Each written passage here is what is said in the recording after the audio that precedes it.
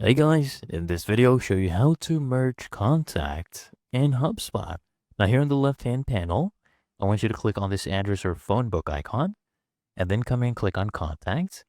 Now, there's two ways to do this. One way is where they automatically pick up duplicate contacts. They do it every single day, okay, every 24 hours. So if you come click here on actions and you click on manage duplicates, it'll open up a new tab. You'll be seeing all the duplicates you have for your contact.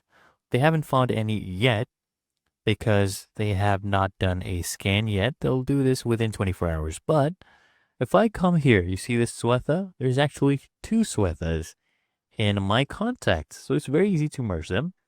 So you click on one of them, okay?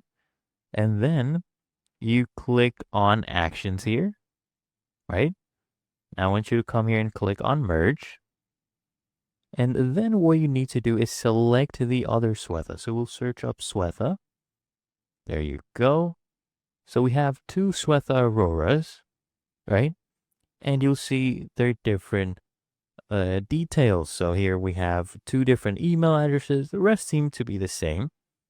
So now if I select this one, look at this change, okay? Once I select this, this is what will be retained. So this is showing me my merge record preview of what will remain.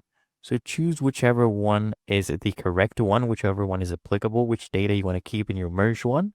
So I'll select this one and this will be my merge record.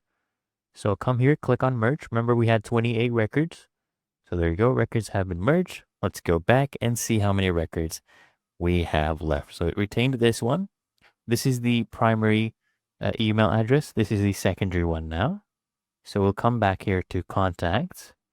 Okay. And it should say 27 contacts.